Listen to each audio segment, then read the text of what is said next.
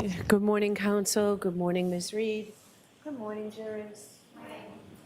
I have to ask you those same three questions. Were you all able to follow the instructions and refrain from discussing this case with anyone since we left yesterday?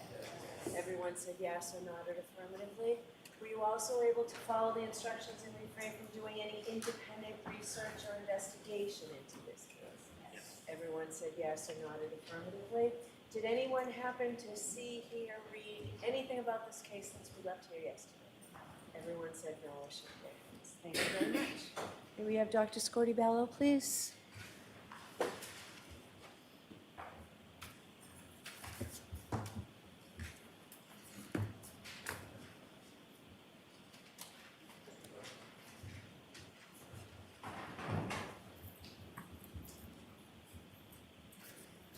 Watch your step, Bobby. Raise your right hand. You solemnly swear the evidence of the court and jury in the case now and here to the truth, the whole truth, and nothing but the truth, so help you God. I do. Thank you.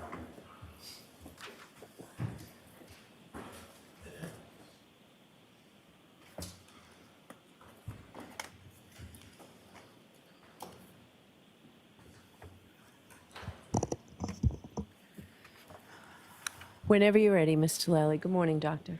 Good morning. Morning, Doctor. Good morning. Dr. Scordi-Bello, if I could ask you some questions, just turning back a little bit from what you were testifying to about yesterday. You had mentioned in your testimony yesterday that you had received some, in addition to the internal and external examination that you conducted of Mr. O'Keefe, you had received some other material that you had reviewed, correct? Correct. Now, included within that material was some material from the state police as far as the investigative agency investigating Mr. O'Keefe's death. Correct. Now, is that is that typical? Is that abnormal? If you could describe sort of in general terms, as far as what, if any, communication would you typically have with the investigating body or agency in relation to any sort of autopsy or examination you do? Yes. In Massachusetts, under Massachusetts law, the medical examiner's office is responsible, and our role is to determine the cause and manner of death by doing an autopsy. The scene, or the scene of death, or the place where the decedent is found, is controlled by the district attorney's office, and state police will do an investigation. When we accept a case into our office, we request reports, police reports, to explain and describe the circumstances of the death. It could be a house, it could be somewhere else, it could be outside. Every case comes with a police report, and we review that police report, and if we feel that we need more information, then we contact the investigating body and ask for more information, again, depending on the case. And specifically in this case, in regard to Mr. O'Keefe, did you reach out to get some more information? I did reach out, yes. And was that in part in relation to what you were talking about in your testimony yesterday as far as the diagnosis of hypothermia and trying to sort of better understand the circumstances? Objection, Your Honor. Sustained. Why did you reach out? I reached out because when the case was presented to us, and after I did the autopsy, I did not have all the information that I needed in order to certify the manner. The cause of death to me was, I was able to determine the cause of death from the autopsy. When an event is unwitnessed, we usually reach out to the investigating agency and ask them whether they have any more information than they did on the day that the autopsy was done, because investigations sometimes take some time. So in the days and the weeks following the autopsy, I reached out and asked if there was any more information than what I was originally presented with. Was there any video from the surrounding areas? Did anybody come forward to say that they actually witnessed whatever happened? Again, by the time I was ready to finalize the case, and we have approximately 3 months or 90 days from the day of the autopsy until we issue a report, I was not provided with enough information for me to be able to determine the manner. Now, doctor, do you recall specifically who it was that you spoke with from the state police? Yes, I documented that I spoke with Trooper Proctor, I believe, twice. And with reference, not asking you anything as far as what that conversation consisted of, but as far as the tone of that conversation, did you feel pressured or coerced to come up with a certain determination? No, I did not. And even if you had been, what would your response have been in reference to that? My response was that I am responsible for what goes on the death certificate, and unless I have enough information, clear and convincing evidence, I cannot determine a manner. May I approach? Yes.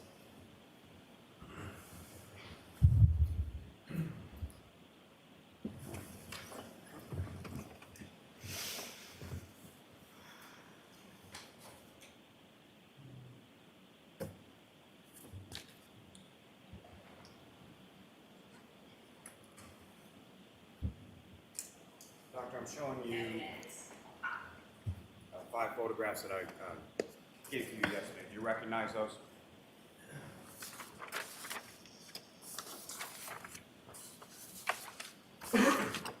Yes, I do. And what do you recognize those to be? I recognize these as photographs of Mr. O'Keefe's body. I believe these were taken at the hospital. One of them is a photograph taken at the time of autopsy. Thank you. May I approach again, Your Honor? Yes. I'm going to seek to introduce in the minutes the next exhibits. Ms. Little? No objection. Thank you.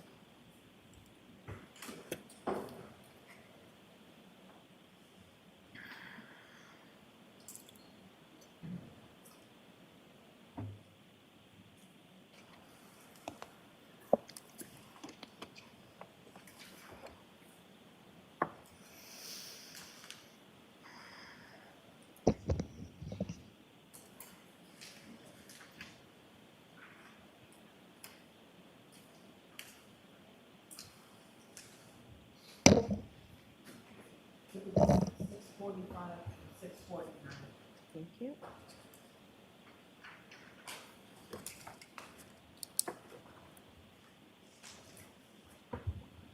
Thank you very much.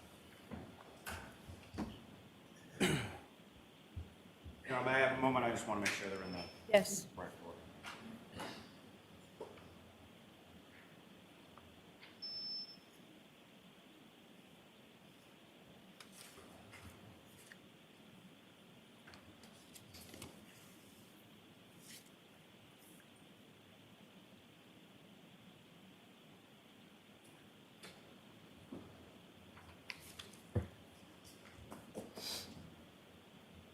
May I approach again? Yes. Your Honor, with the court's permission, may we publish these for the jury? So jurors, remember the instruction I gave you yesterday on these photographs, okay? Ms. Gilman, if I can have photograph 2853.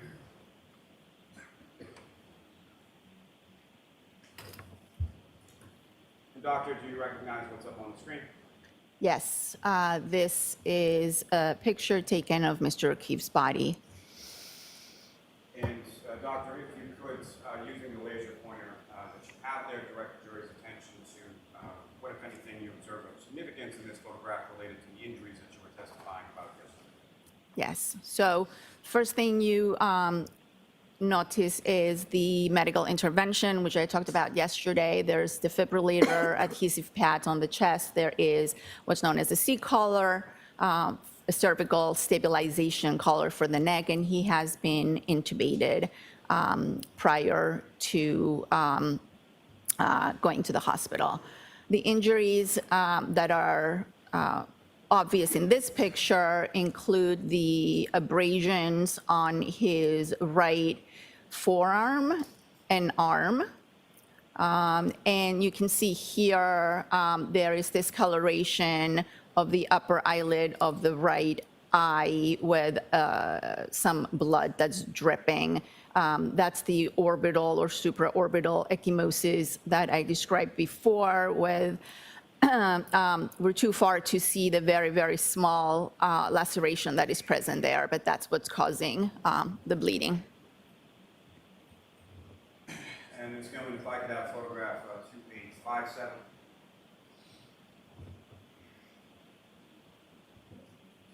Now, doctor, this is not before you at the current time. It's currently marked as Exhibit 442. Do you recognize what's up on the screen?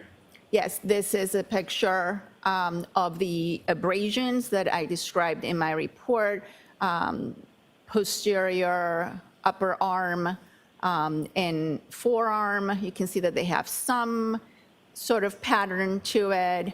Anytime we see a pattern, we try to document it as best as we possibly can.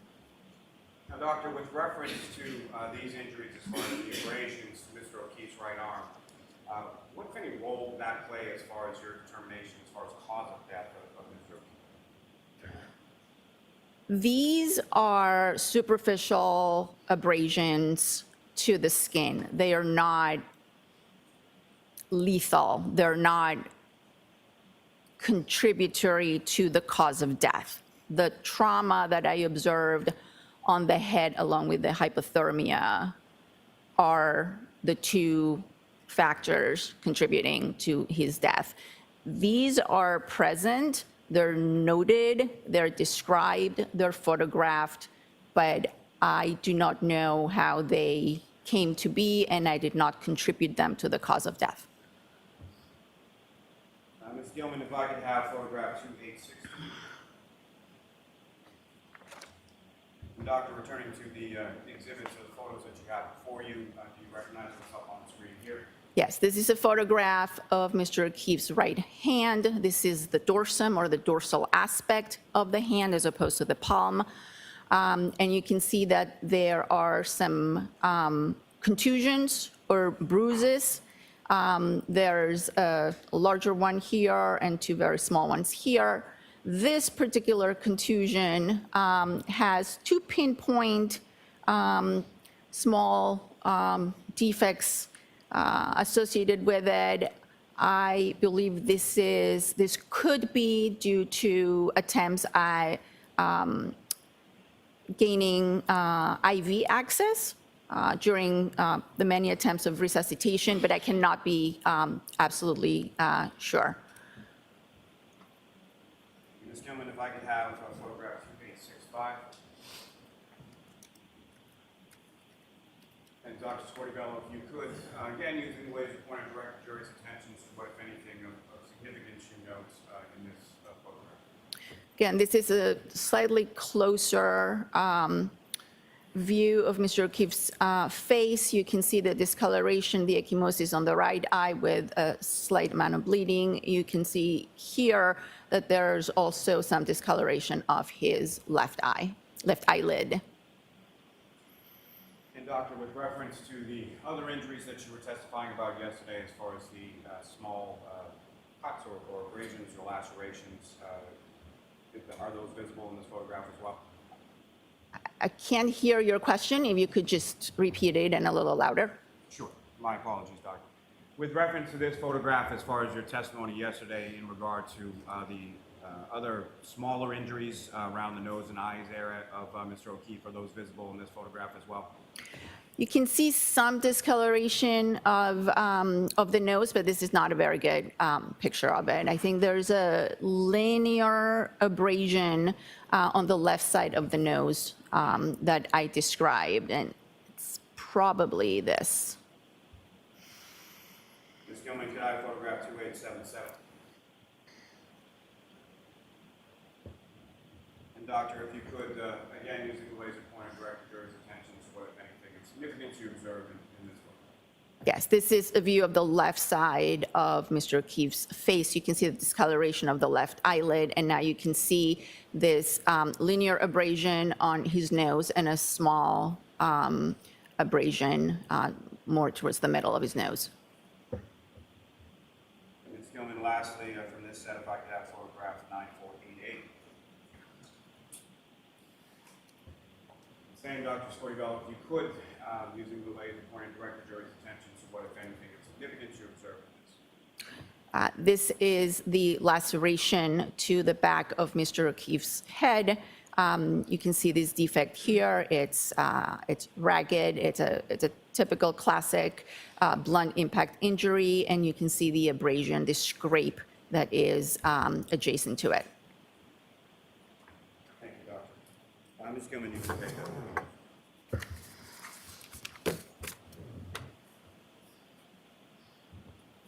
And the doctor, we get out the lights. Thanks.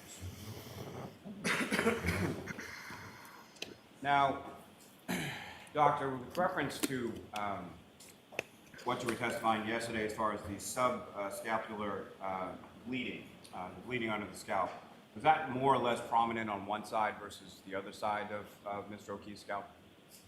Yes, it was more prominent under that laceration that we just looked at. And so would that be more prominent on the right side, is that correct? Yes.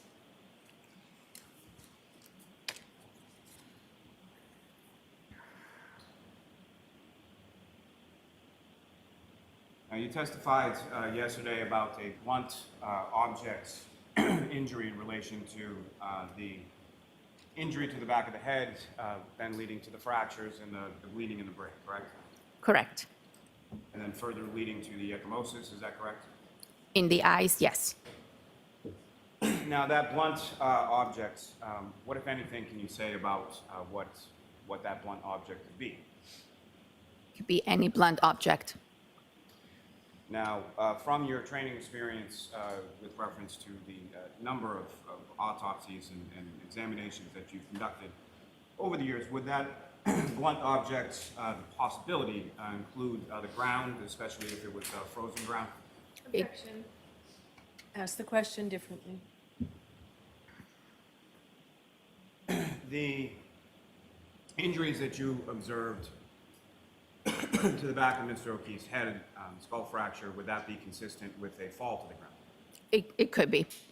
Would that be consistent with being projected by an object, say in a pedestrian collision, and then striking your head on the ground? It's possible.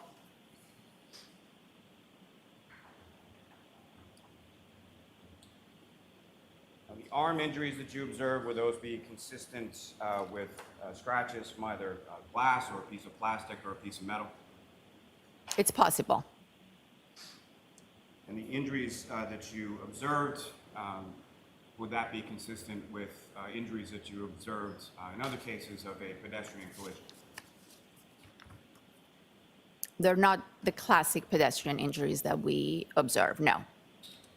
And to that point, as far as when you say classic, as far as a pedestrian collision is concerned, you've conducted autopsies on a number of different pedestrian collisions over the course of your career, is that correct? Yes, I have.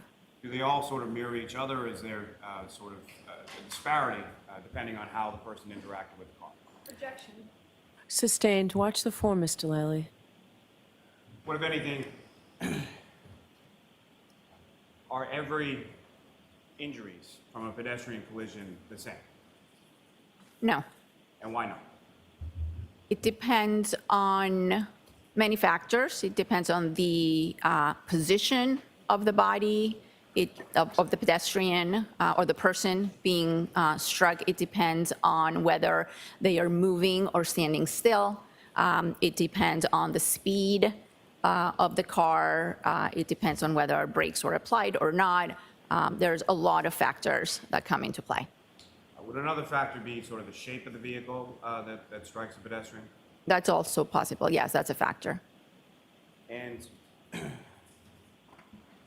did did you have occasion to see any photographs, or have you seen any photographs in relation to the defendant's vehicle in this case? I have seen photographs, yes. And the size or shape of that vehicle, what, if any, significance did that have to you as far as your examination? Objection. I'll allow it. When we have a potential vehicle, clearly we look at the height, because one of the things that we do in most or all pedestrian or people struck by a motor vehicle is look at the legs, because in the majority, we see injuries to the legs from the bumper of the car. Again, depending on the kind of car, the size of the car, and the height of the bumper. So in Mr. O'Keefe, I did not see any injuries in the lower extremities. And looking at the car, I did note that it was a much bigger car with much higher, I would say much higher tail light, bumper. It was not a sedan or a car that's low to the ground where the bumper would be at the level of, let's say, the knee or slightly above or slightly below.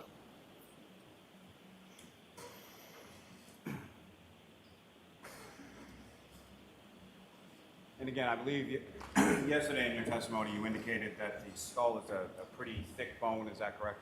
Yes. Sustained. With regards to the thickness of the skull bone, what, if any, significance, or what, if any, what, if anything, you say as far as the type or amount of force that would be would be necessary to cause the fracture that you observed? Objection. Overruled. I would consider the amount of force to be significant, again, without being able to quantify it.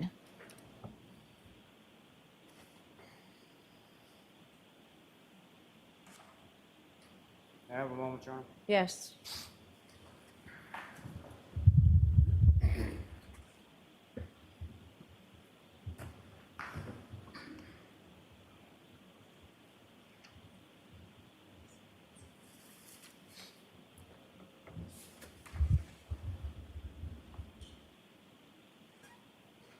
Now, Doctor, from the internal and external examination that you conducted in regard to Mr. O'Keefe, as well as the other materials that you reviewed, were you able to come to an opinion to a reasonable degree of medical certainty as to the cause of death of John O'Keefe?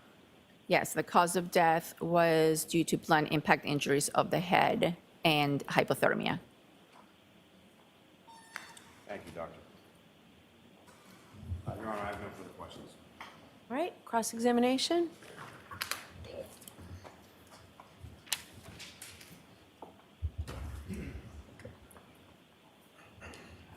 Good morning, Dr. Scordi-Bello. Good morning. Ms. Little, keep your voice up. Absolutely. You testified regarding a number of injuries that you referred to as blunt impact injuries, correct?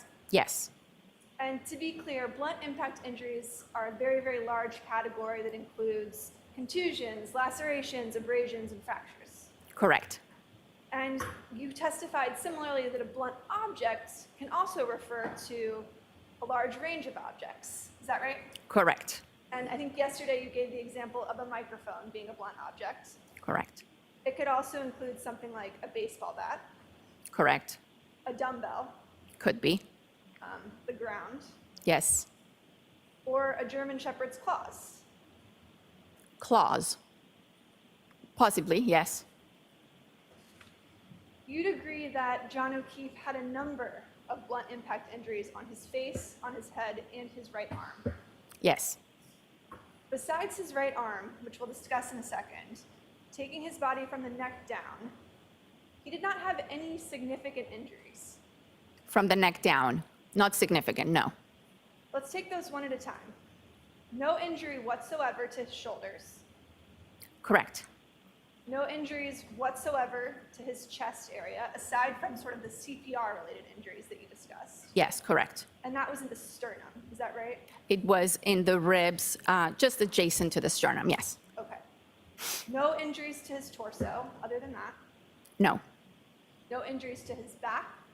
no, No injuries to his hips. correct, No injuries to his pelvis. correct. No injuries to his thighs. To his, Thighs. no, No injuries to his knees. correct, No injuries to his shins. correct, No injuries to his ankles. correct, No injuries to his feet. correct. From the neck down, he did not have a single broken bone, again, aside from those CPR-related injuries you discussed, correct? That's correct. Not a single fracture. Other than CPR, correct. And you spoke earlier about how the bumper was a little higher than on, say, a regular sedan, correct? Correct. And so usually in a pedestrian collision, you would see injuries to the knees, is that right? Objection. I'll allow it. Depending on the kind of car, depending on the speed, depending on the height of the individual and the car, you might see injuries to their lower extremity. Yeah. But in this case, you didn't see any injuries to his thighs, to his pelvis, anything even at the height of the bumper, is that correct? Correct. At a very minor abrasion to the side of his right knee. So surely you'd agree that John O'Keefe's injuries, or lack thereof, are inconsistent with having been struck by a 7,000-pound vehicle at 24 miles per hour and being projected 30 feet.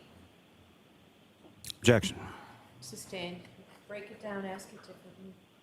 Would you agree that John O'Keefe's injuries, are, or lack thereof, are inconsistent with having been struck by a vehicle at 24 miles per hour?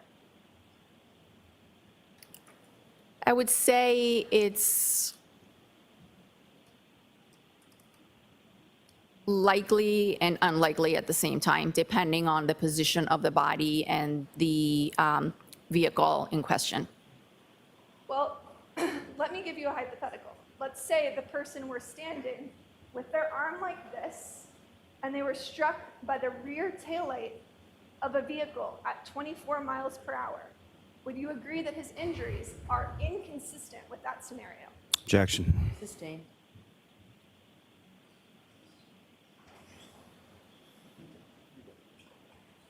May we approach, Your Honor? Sure.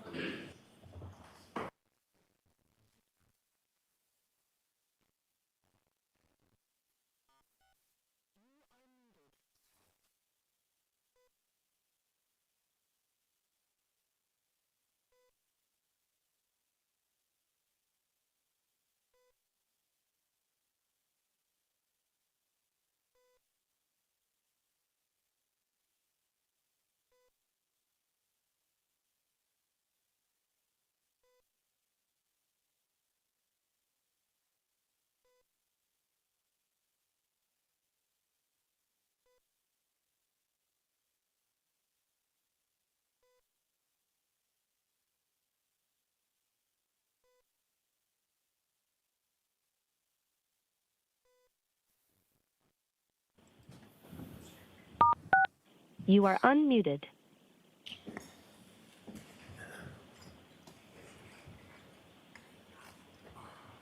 Would you agree that John O'Keefe's injuries to his arm, let's start there, are inconsistent with having been struck by a vehicle at 24 miles per hour and then causing him to spin around and be projected 30 feet? Okay, so you need to break it down. Would you agree that John O'Keefe's injury to his arm are inconsistent with having been struck by a vehicle at 24 miles per hour? I don't know. I am not a reconstruction expert. I'm not a biomechanics expert. I never personally inspected the car, so I can't offer an opinion on that. You did examine John O'Keefe's arm, correct? Yes, You observed no significant bruising, correct, no fractures, correct, and no broken bones. correct.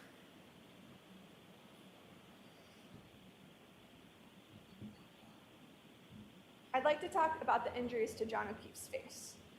You testified that Mr. O'Keefe had a laceration on his right upper eyelid. Correct. You also described multiple abrasions on his nose. 2, yes. Although these injuries may not have been the ultimate cause of his death, you'd agree that less severe injuries can still be very important in interpreting the manner or the context in which that person died, correct? Correct. And in furtherance of that, you've been taught that when doing an autopsy, details matter, Correct. no matter how small. Correct. And that's one of the reasons as a medical examiner, you have to notate every single injury you find on a person. Is that Correct. right? If I could show you. May I approach, Your Honor? Yes. Show Mr. Lally.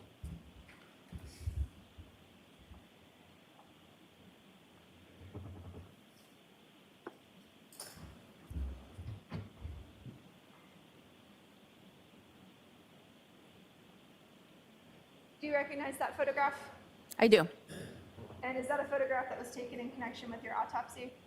Yes, it was taken at the time of autopsy, after the face was cleaned. Move to admit. I'm sorry, after what? The face was cleaned up. Okay. I move to admit, Your Honor. Any objection, Mr. Lally? No, Your Honor. Okay. Exhibit 650. Permission to publish? Yes.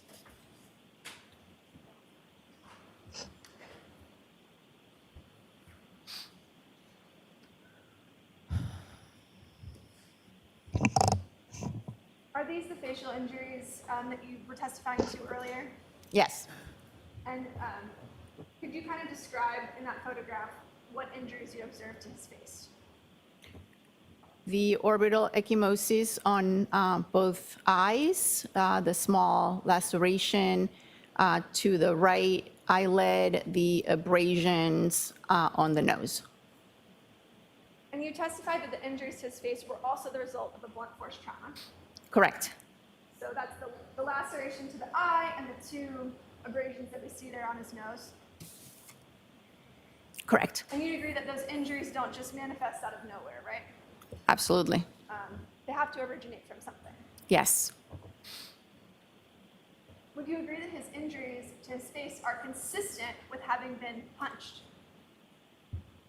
That is a possibility.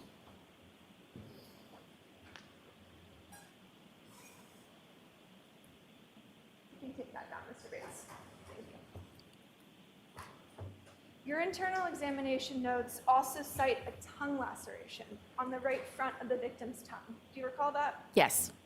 And you'd agree that a tongue laceration can be also caused by blunt force trauma. Correct. And that could also include something like a punch to the victim's face or jaw. That's a possibility. In addition to the facial injuries, you described that Mr. O'Keefe had a significant laceration on the back of his head.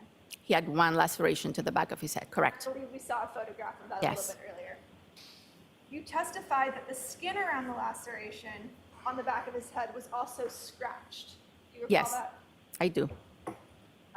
But you did not testify as to how you opined that might have happened. No. Would you agree that someone could certainly get scratched on the back of their head if they were, for instance, dragged on the ground? It's possible.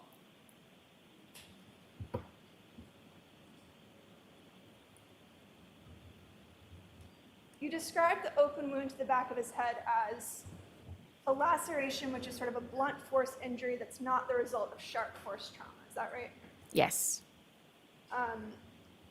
And you'd agree that Mr. O'Keefe's head injury came from some sort of blow to the back of the head, whether it be an object or the ground. Is that Yeah. right? Yes. Objection.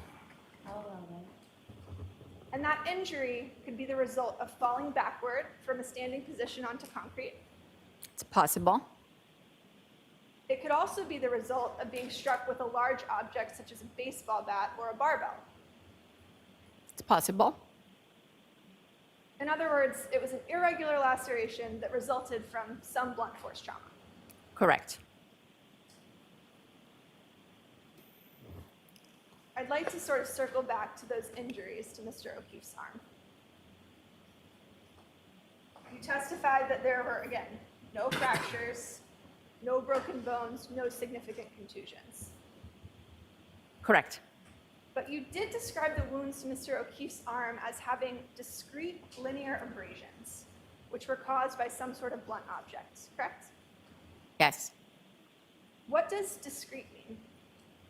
It means each one is an individual injury, as opposed to confluent, where it would be all meshed together. Your Honor, if I could publish what's been previously marked as Exhibit 19. Okay.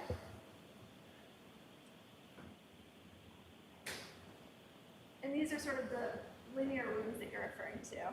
Yes. And you testified that these also sort of appear in clusters or groups. You call them Yes. pattern abrasions, is that right? Yes, I did. And you'd agree that, for example, road rash does not result in this type of discrete linear wounds. It could, but not exactly like this. Well, typically road rash covers sort of a large area of the skin. It would be a large abrasion.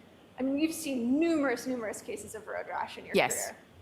And it doesn't look like that. Correct. Blunt force trauma can include injuries from various objects, as you testified, including an animal claw, correct? Correct. And you'd agree that these discrete linear abrasions are inconsistent with having been struck by a smooth rear taillight at 24 miles per hour. Objection. Can you answer that, Doctor? I can't. By a Okay. smooth, no. All right, next question. By a smooth rear taillight, you said that is not what you would see at 24 miles per hour, correct? Objection. Sustained.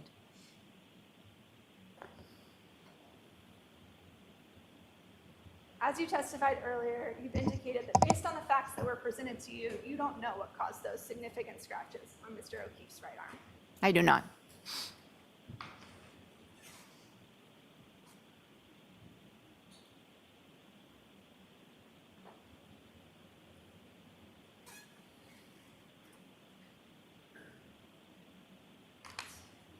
May I approach, Your Honor? Sure.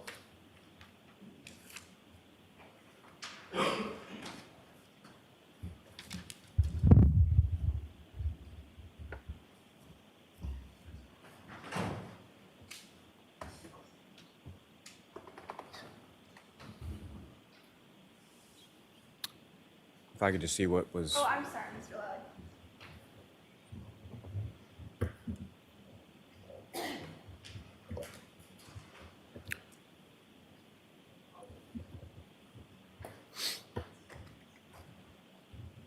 Do you recognize that photograph? I do. It's a photograph of Mr. O'Keefe's right hand. May I mark that as the next in order? Is there an objection? May we approach? Okay. Dr. Mayer?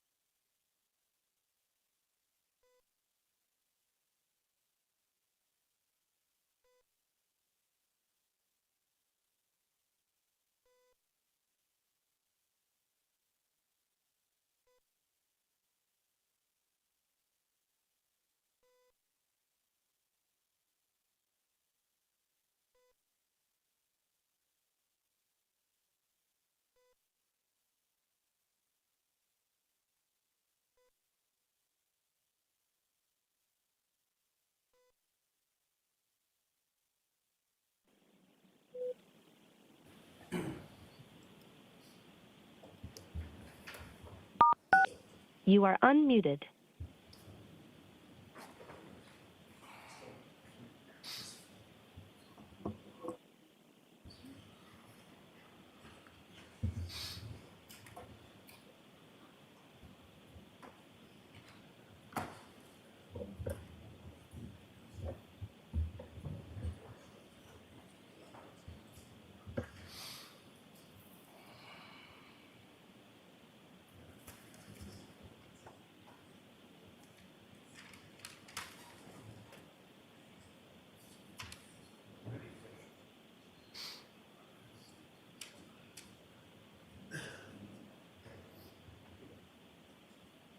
Thank you, Your Honor. Thank you, Your Honor. Permission to publish? Well, we need to mark it first. So we'll mark it for identification, and then when it's appropriate, it will be transferred to being an exhibit. Thank you. But yes, you can publish. Is it all set to be published appropriately? Yes, Your Honor. Let me triple N for identification. Okay.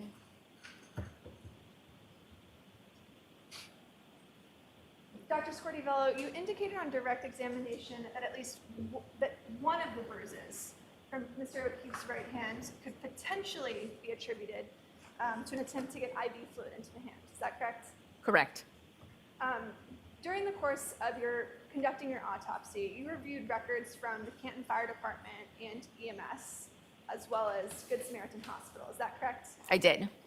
And do you recall reviewing records indicating that the IV fluids in this particular case were administered through the tibia and then later through a catheter at the hospital?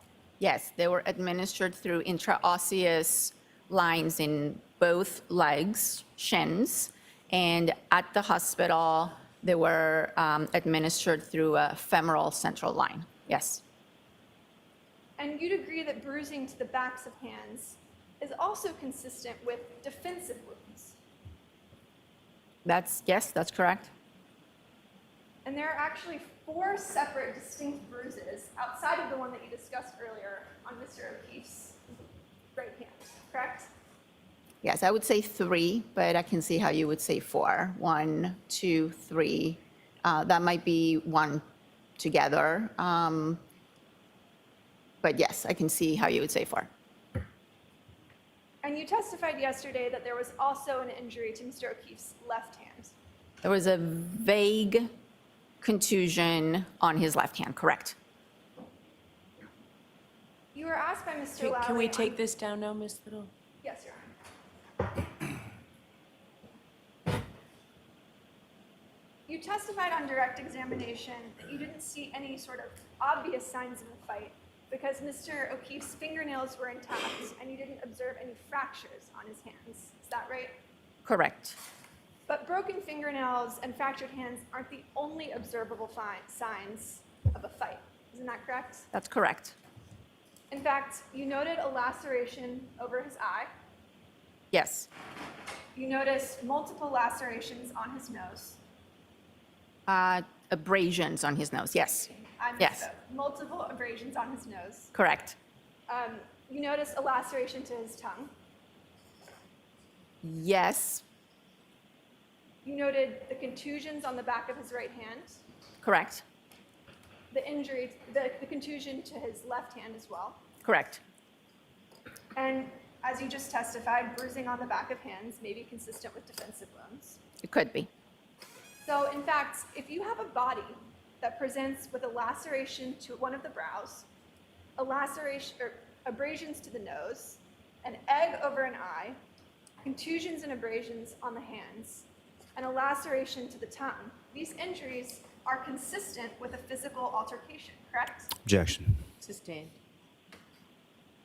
Are those injuries consistent with a physical altercation? Objection. Sustained. Your Honor, may we approach? Sure.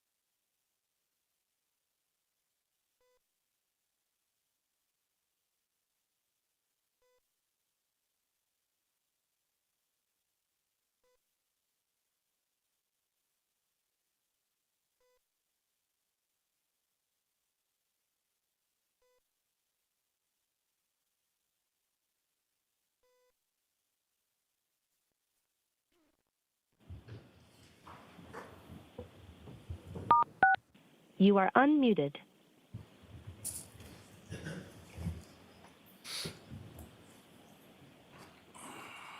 Shifting gears for a second, you indicated on direct examination that you reviewed some photographs from law enforcement that showed no footprints in the snow. Do you recall that testimony? I do. Were those provided to you by Trooper Proctor? Yes. Do you have those photographs with you? No, I don't. Do you recall what was depicted in those photographs? Yes. If I remember correctly, it was the area of the fire hydrant and the area where Mr. O'Keefe's body was discovered. It's the front of the house, the area of the fire hydrant, and I believe the flagpole. Thank you.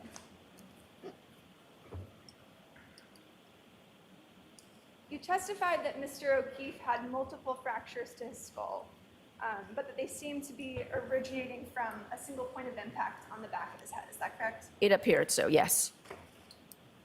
Are you reasonably certain that all of his injuries were the result of a single impact to the back of the head?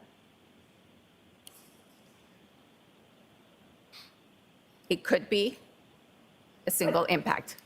But it also could be multiple impacts, correct? It could be, yes. Because as you just testified, Mr. O'Keefe suffered multiple injuries to the front of his face as well. Correct. In other words, he could have suffered a trauma to the face and then fallen and sustained the injury to the back of the head, correct? That is possible, yes. And you testified before the state grand jury that the areas of bruising to the brain were likely due to a fall. Is that correct? Yes. In your expert medical opinion, is it possible for someone to get punched in the face hard enough to lose consciousness and fall backward? Objection. I'll allow it. It's possible.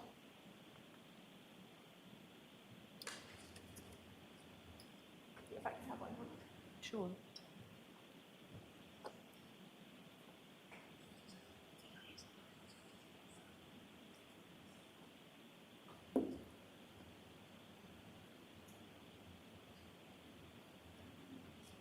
May I see the exhibits that were just marked, Your Honor?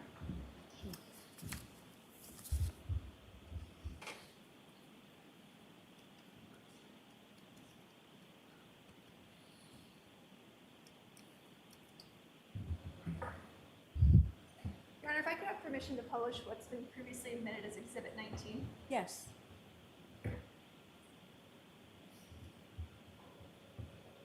Dr. Squirty-Bell, it's kind of hard to see in this picture, but there's some redness that you observe on the body by the ribs that we observed in some of the other photographs that were presented by Mr. Lally.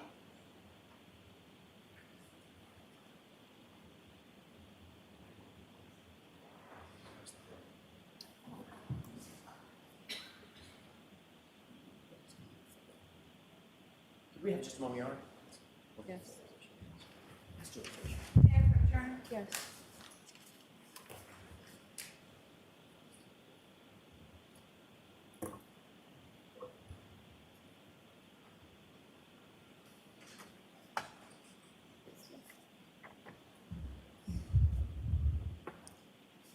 I'd like to show you what's been previously marked as People's Exhibit 648. Ms. Gilman, would it be, Mr. Bates, could you take that down? Yeah. Ms. Gilman, would it be possible to display Exhibit 648? 648. May I approach, Your Honor? Yes. 2853. Thank you.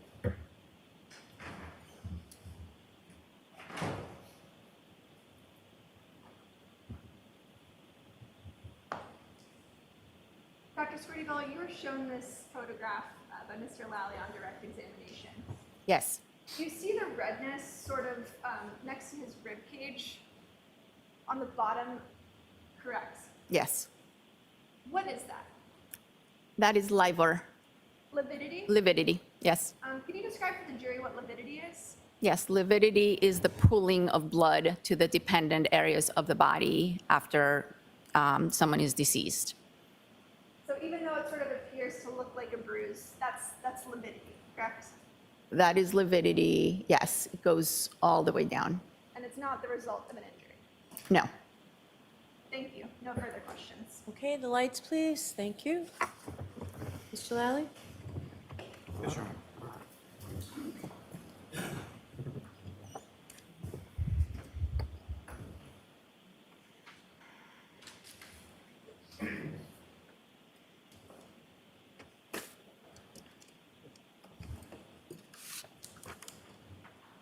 Dr. Squartybell, you did observe a minor abrasion to Mr. O'Keefe's right knee, is that correct? Correct. And what part of the knee was that on, if you recall? It was on the side, on the lateral side of his right knee. And by lateral, sort of the side that faces away from the body, is that correct? Correct.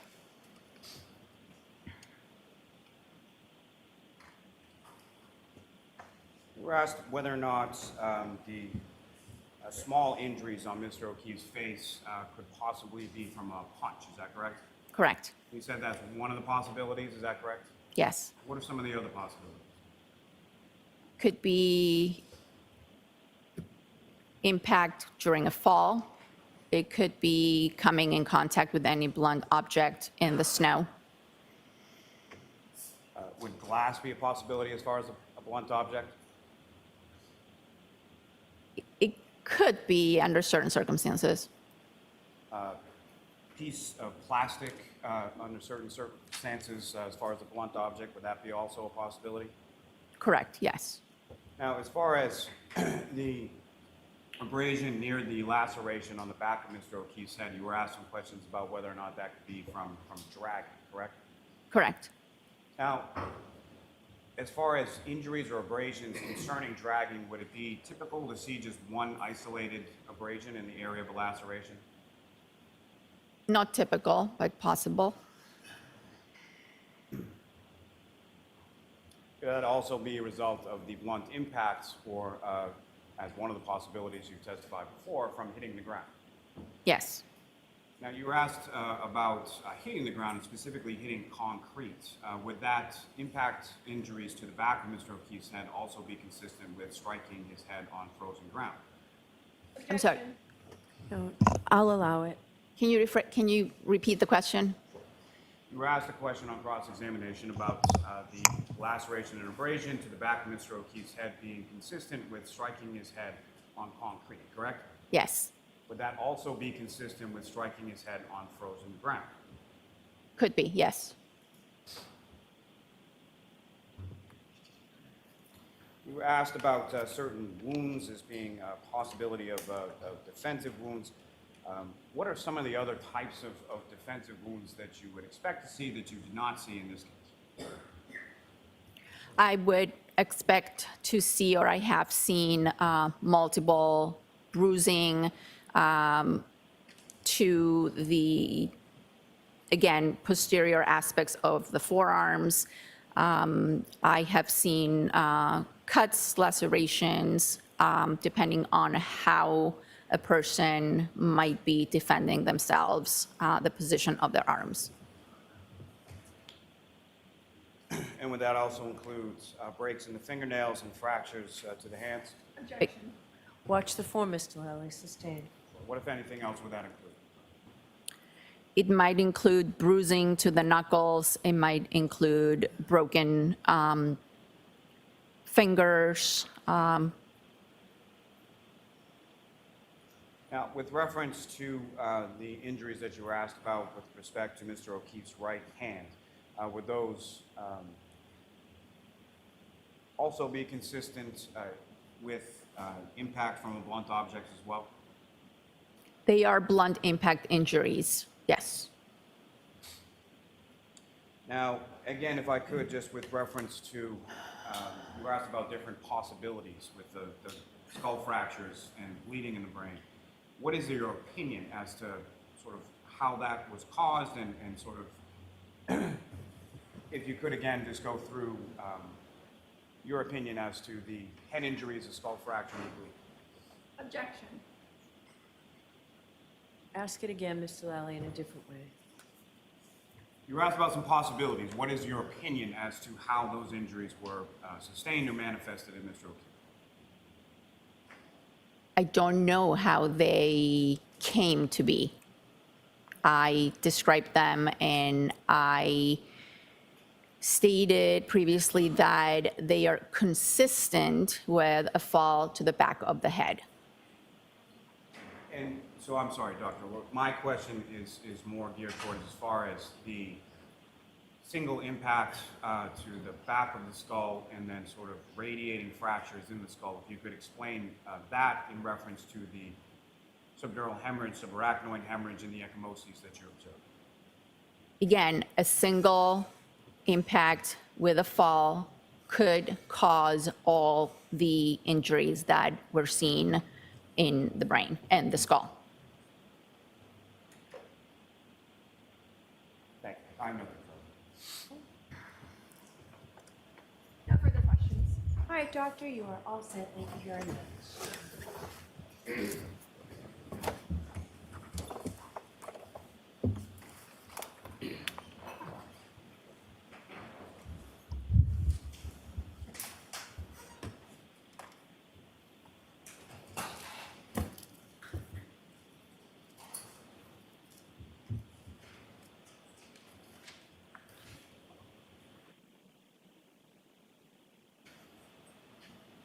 All right, Mr. Lally.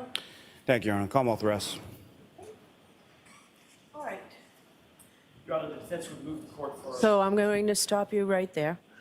A short recess. if the court needs one. I don't need one, but I will see you at sidebar.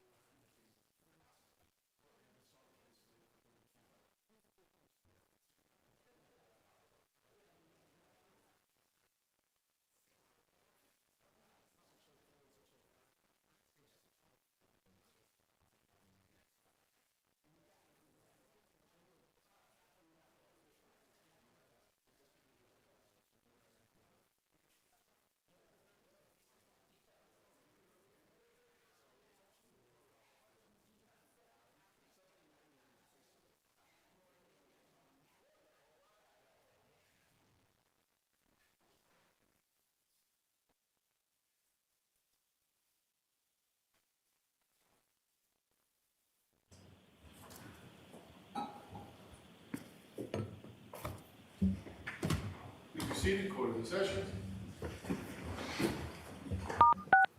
You are unmuted. All right, so Mr. Jackson, yesterday you told me you would like 10 minutes for your argument. I'll hear you now. Thank you, Your Honor.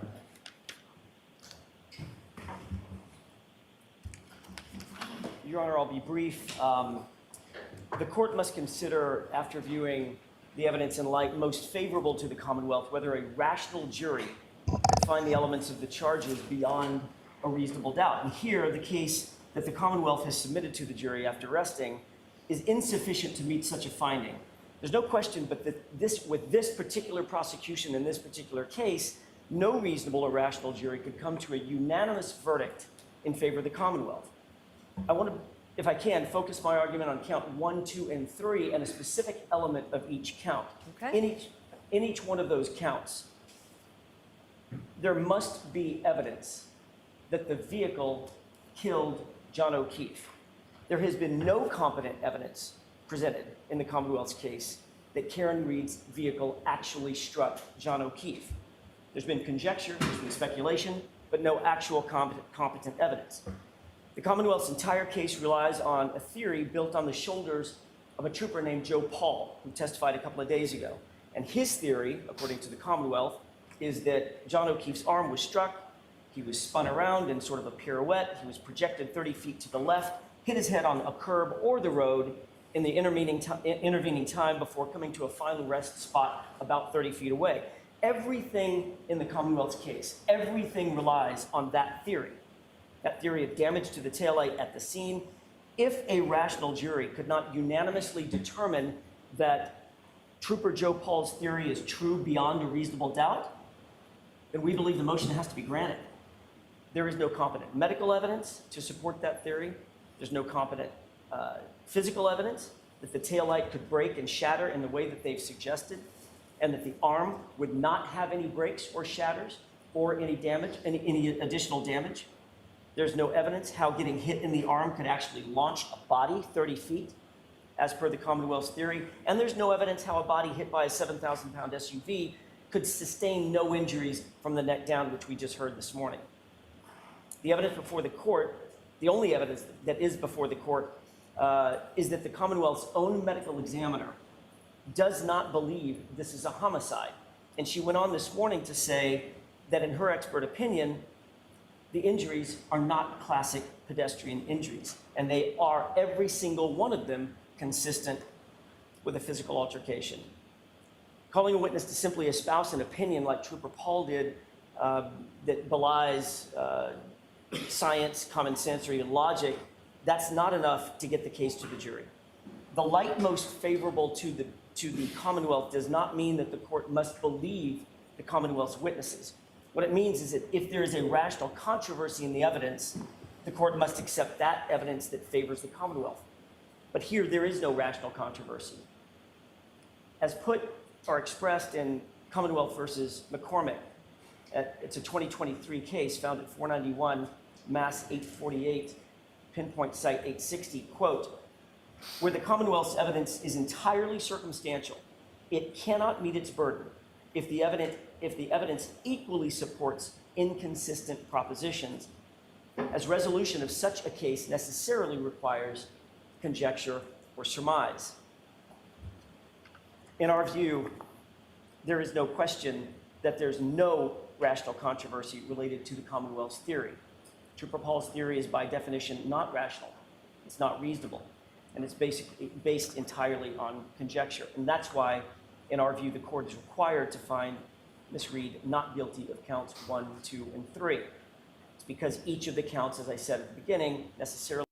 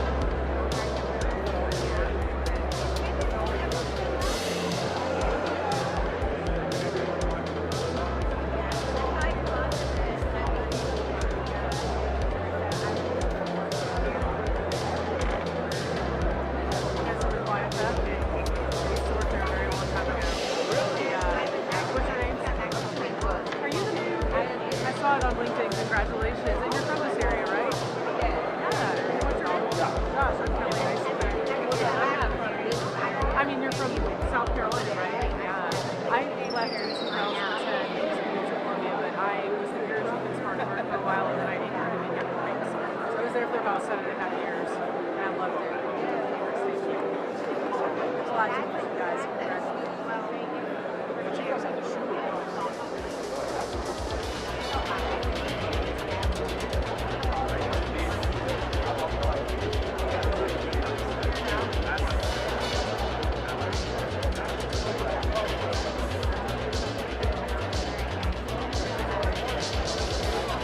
Y'all go back to John Jackson and tell her you're back when her time. What is it, Batwoman? Pretty coffee when I was pregnant. But I called him Grumpy Bud, so yeah, he'll know who it is.